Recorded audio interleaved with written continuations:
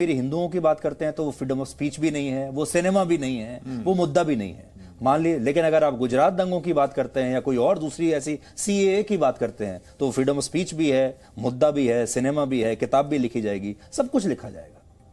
क्योंकि पिछले 50-60 साल से ऐसी एक रूपरेखा बनती चली गई थी।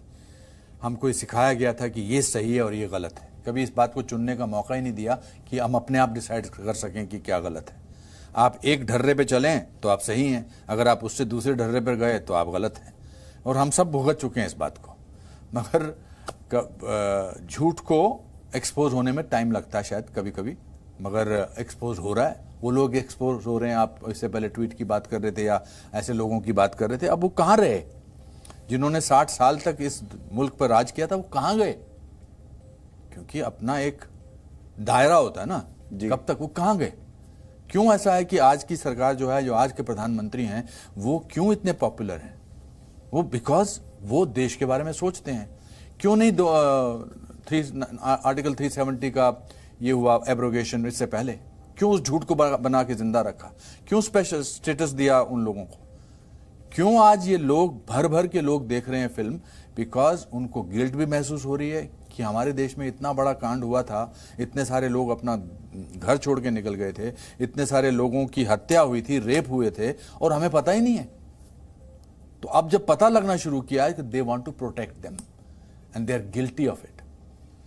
विवेक, बॉलीवुड का अपना एक बिजनेस मॉडल होता है और बॉलीवुड का अपना एक नेक्सस भी होता है। बॉलीवुड, तो आपकी जो फिल्म है वो बॉलीवुड के पैरामीटर्स पर कहीं ठहरती नहीं है उनके हिसाब से।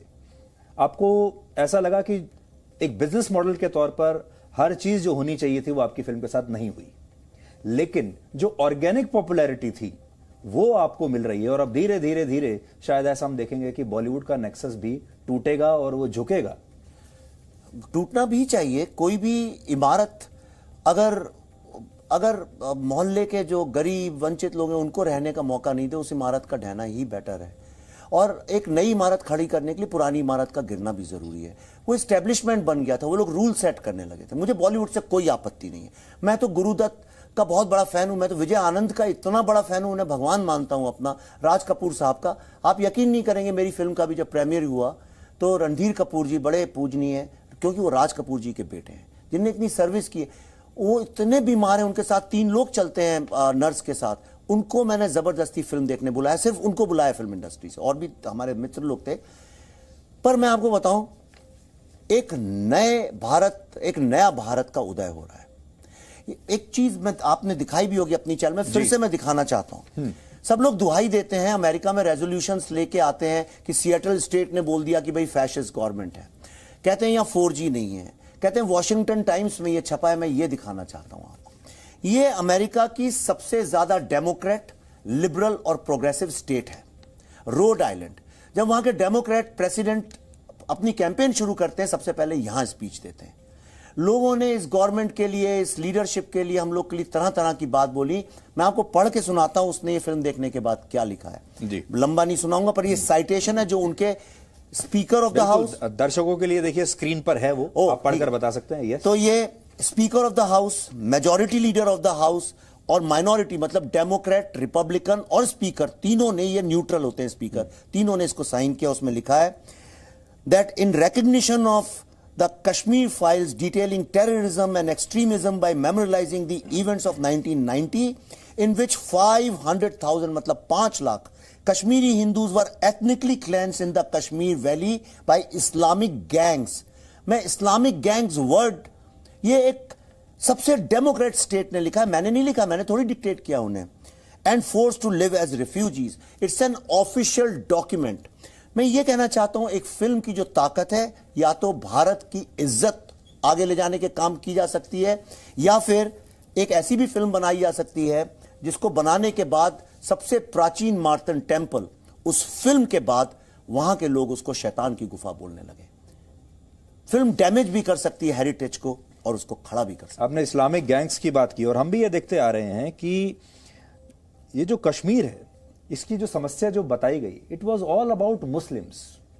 और यासीन मलिक को एक जमाना था जब हमारे यहां यूथ आइकॉन माना गया। यासीन मलिक से भारत के प्रधानमंत्री दिल्ली में बुलाकर मिलते थे, फोटो खींचती थी और उसको यूथ आइकॉन माना जाता था। ये सिर्फ ये थ्योरी पर कि वहां मुसलमानों पर अत्याचार हो रहा है, भारतीय सेना कर रही है। तो ये आप सोचिए कि 360 डिग्री शिफ्ट है नैरेटिव का। बिल्कुल, आप बिल्कुल सही कह रहे हैं। और जिनको मैं इंटेलेक्चुअल समझता था, जिनकी मैं बड़ी इज्जत भी करता था, मैं कहता ये बात देखो इनने बोली है, वो खड़े होके कि एक हमारी जर्नलिस्ट ने, उन्होंने बोला था, तब मैं एनडीटीवी देखा करता था, वो 2-3 ही चैनल्स थी, तो उन्होंने बोला था कि कश्मीरी हिंदू जो हैं वो मुस्लिम का शोषण करते हैं, इसलिए उनके खिलाफ वो हुआ, और छोड़ के एक झूठ बनाया था। और मैंने उस पर यकीन किया था। आज मुझे इतनी ग्लानी है इस बात की, लेकिन मेरे पास ऑप्शन नहीं था। जब 1 ही 2 चैनल्स थी, अच्छा प्रोफेसर आपको पढ़ा रहे हैं तो आप उस पर विश्वास करेंगे। भाई एक 17-18 साल का बच्चा प्रोफेसर की बात पे विश्वास करेगा, वो क्यों करेगा किसी और की? लेकिन आज लोगों को जो ये पिछले 5-6 साल में जो एक एम्पावरमेंट हुआ है, जो भारत के कोने कोने गांव-गांव के यूथ का, वो जा के ढूंढ रहा है सत्य क्या है, और इनके मुंह पे तमाचे की तरह फेंक रहा है फैक्ट्स को और कहता तुमने हमसे झूठ बोला। ये फिल्म उसी भावना को बांध के कंसोलिडेट करके भारत के जो लोग हैं उनको यूनाइट कर रही है, और मेरे ख्याल से ये एक बहुत बड़ा अचीवमेंट है।